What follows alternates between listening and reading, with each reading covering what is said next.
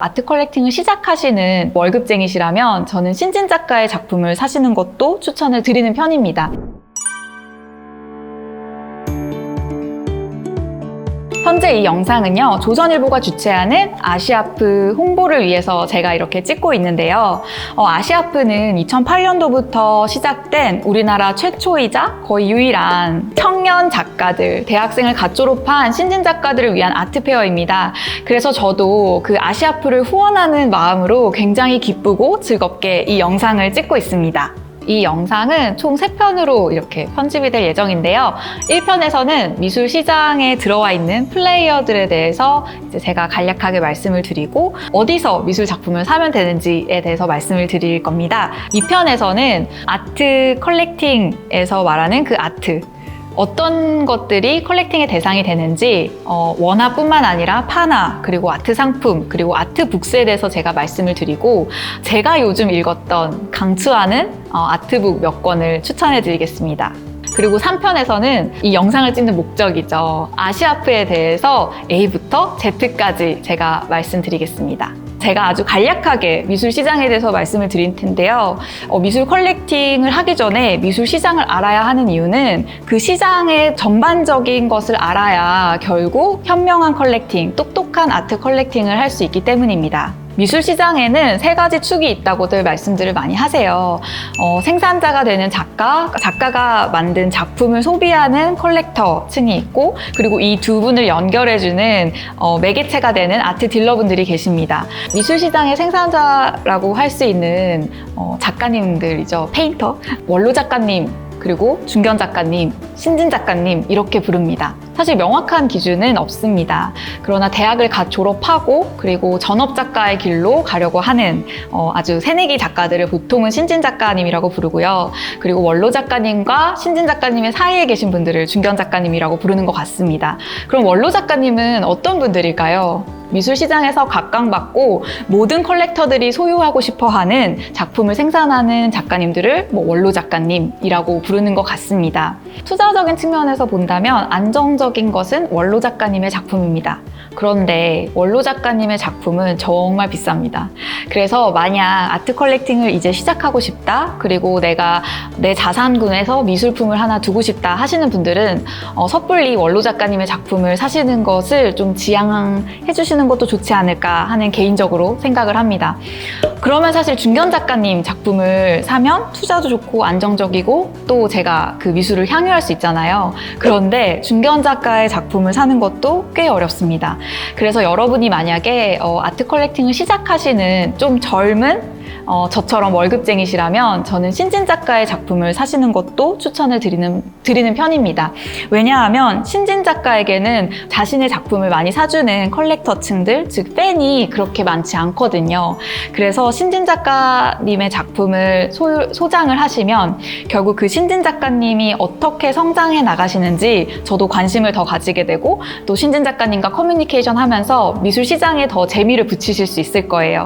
그래서 더 장기적으로 컬렉팅을 할 수 있는 좋은 방법이기도 합니다.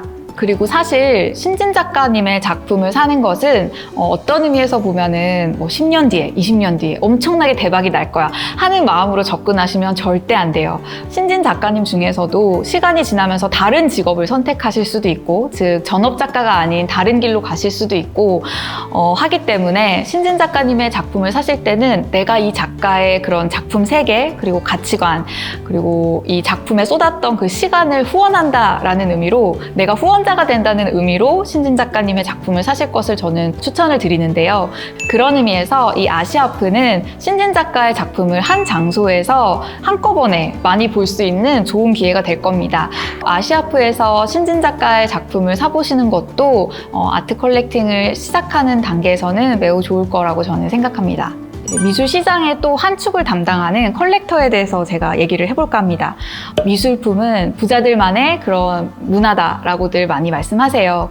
제가 지금부터 얘기해드릴 컬렉터 부부를 얘기해드릴 텐데요. 이 부부의 이야기를 들으시면은 나도 이제 컬렉팅을 할 수 있겠다 하는 자신감이 조금 생기실 거예요.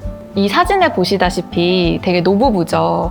이 노부부는 미국의 프롤레타리아 아트 컬렉터라는 신조어를 만들어낼 정도로 미국 미술 시장에서 파급력이 컸던 보겔 부부입니다. 이 부부는 평생 동안 뉴욕의 작은 임대 아파트에 살면서, 그리고 지금 보이는 고양이, 그리고 이 물고기들과 살면서 컬렉팅을 했다고 해요. 남편인 하버트는 고등학교 중퇴자였고 평생 우체국에서 우편을 분류하는 일을 했다고 합니다. 그리고 부인인 도로시 여사는 뉴욕 공공도서관에서 사서 역할을 했다고 해요. 이 두 부부는 평생 한 직장에서 열심히 일을 하면서 컬렉팅을 하셨는데요. 그분들의 연봉이 합쳐서 25,000불 정도, 그러니까 하나 3천만 원 정도였다고 합니다.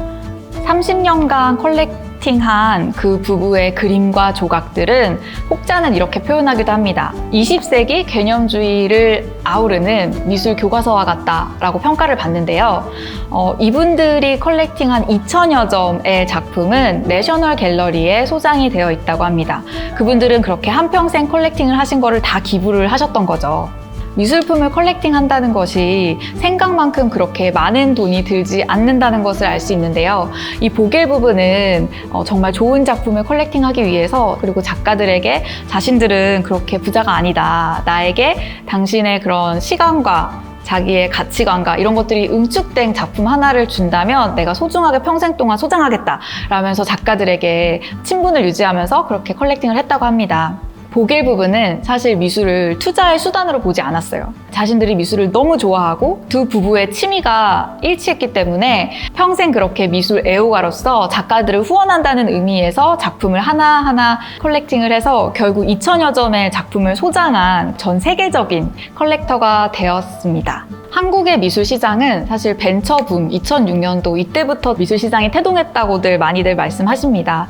그런데 현재 지금 아트테크, 아트 컬렉팅 이란 말이 굉장히 회자가 많이 되고 있어요. 현재도 지금 한국 미술 시장에 많은 새로운 젊은 세대의 컬렉터층이 유입되고 있는데요. 이러한 현상은 결국 한국 미술 시장을 건강하게 만들어주고 소비자가 늘어나면서 결국 생산자에게 힘을 많이 이렇게 실어주겠죠. 그렇게 되면 한국 미술의 위상이 인정받게 되지 않을까 하는 생각을 합니다. 생산자인 작가와 소비자인 이 컬렉터를 연결해주는 소위 말하는 아트 딜러라는 분들인데요. 이분들은 갤러리를 운영하시기도 하고 갤러리에서 일하기도 하고, 그리고 또 아트 컨설턴트라는 이름으로 이렇게 그림을 소장하시려고 하는 분들과 예술 작품을 하시는 이 예술가들, 작가님들 사이를 연결해주는 역할을 하십니다. 이렇게 생산자와 소비자를 연결해주는 역할을 하시기 때문에 수수료, 아트 딜러 피를 당연히 가져가시겠죠. 미술 시장의 세 가지 축이기도 한 작가, 컬렉터, 그리고 딜러분들 얘기를 제가 해드렸는데요. 지금부터는 어디서 미술 작품을 사면 되는지에 대해서 또 간략하게 말씀을 드리겠습니다. 미술품을 사는 방법은 갤러리를 통하거나 경매를 통하거나 아트페어, 아시아프 같은 데서 미술 작품을 사시는 방법이 있습니다. 사실 미술품의 유통 구조를 대략적으로 아는 것은 컬렉터 입장에서는 더 장기적으로 안정적으로 컬렉팅할 수 있는 방법인 것 같아요. 작가님이 미술품을 생산을 하시면 1차적으로 이 작가님을 관리하는 갤러리, 그리고 갤러리스트가 그 작품에 대해서 전시를 기획합니다. 바로 1차 시장이 형성이 되는 건데요. 이 작가님의 아틀리에 그 작업장에서 나온 그림은 그 작가님이 자주 이렇게 협업하시는 갤러리를 통해서 전시를 하게 되고, 그 전시에 예비 컬렉터, 그리고 컬렉터들이 와서 관람을 하면서 작품을 이렇게 사가십니다. 그러니까 갤러리가 마치 슈퍼마켓처럼 작가님의 작품을 파는 이 전시 장소이자 판매 장소가 되는 거죠. 예를 들어서 제가 A라는 작가님의 작품이 마음에 들어서 그 A라는 작가님의 작품을 이제 딜링하는 갤러리를 통해서 그 작가님의 작품을 샀어요. 그런데 한 10년 정도 소장을 하고 있다가 이 작품을 이제 팔고 싶은 거예요. 그렇게 되면 일반적으로 하시는 방법은 두 가지입니다. 가장 먼저는 그 작품을 샀던 갤러리의 갤러리스트에게 연락을 해서 재판매를 요청을 하시는 경우도 있고요.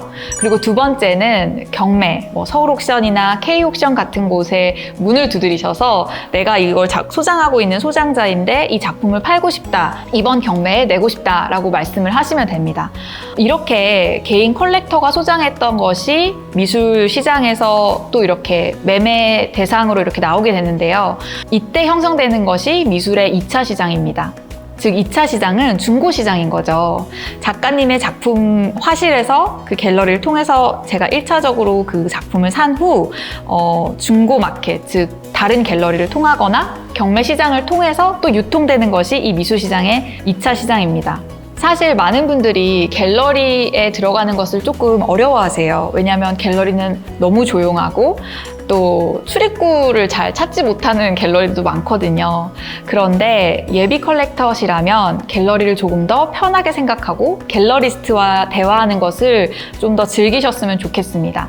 그리고 초보 컬렉터라면 사실 꼭 가보셨으면 하는 행사가 아트페어인데요. 아트페어는 그 갤러리들이 각자의 부스를 설치를 하고 이제 판매 대상이 되는 작품을 전시를 해서 컬렉터층에게 이렇게 선보이는 미술 장터와 같은 것인데요.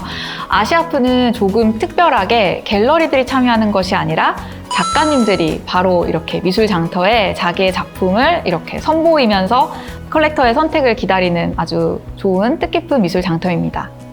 1편에서는 미술시장의 플레이어들에 대해서 간략하게 말씀을 드렸고 어디서 미술 작품을 사면 되는지에 대해서 말씀을 드렸습니다. 2편에서는 미술 작품이라고 불리는 것들에 대해서 어떤 것들이 미술 작품, 즉 컬렉팅의 대상이 되는지를 말씀드리겠습니다. 이런 말들이 있어요. 작품을 아예 안 살 수는 있어도 하나를 사면 결국 많이 사게 된다, 이런 얘기가 있는데요. 결국 이 미술 시장에서 컬렉터로서 컬렉팅을 하시다 보면은 세제 혜택도 있고 그리고 챙기셔야 되는 것들이 있습니다. 세제 혜택보다 챙겨야 되시는 것들에 대해서 얘기를 해드리면 일단 미술품 거래에 대한 기록을 명확하게 남겨두셔야 하고 만약에 현금으로 이렇게 거래를 하셨다면 그리고 그림을 받기 전이라면 현금 보관증이라도 받아두시는 것을 추천드립니다. 미술 작품에 대한 보증서가 있다면 보증서 역시 받으시고 종이 잃어버릴 수 있으니까 저는 스캔을 떠서 그거를 이렇게 PDF 파일로 보관을 해두거든요. 나만의 아카이브를 조성하시는 것을 저는 추천드리고 마지막으로는 이제 세금 부분인데요. 그림을 컬렉팅 하시고 한 10년 정도 지나시다 보면은 어느 순간 그 작품이 조금 지겨워지시거나 이 작품을 처분하고 다른 작품을 구입하고 싶다 하는 생각이 드실 수가 있어요. 그럴 때 이제 양도를 하게 되면 세금이 발생할 수밖에 없는데요. 제가 이 슬라이드를 띄워드리는 대로 현재 생존 작가의 작품을 매도하실 때는 한국 작가인 경우에는 세금이 거의 없다고 보시면 됩니다. 그런데 작가님이 돌아가실 경우에는 세금이 제가 보여드리는 대로 한 이 정도 있으니까 그 부분은 체크하시면 좋을 것 같아요.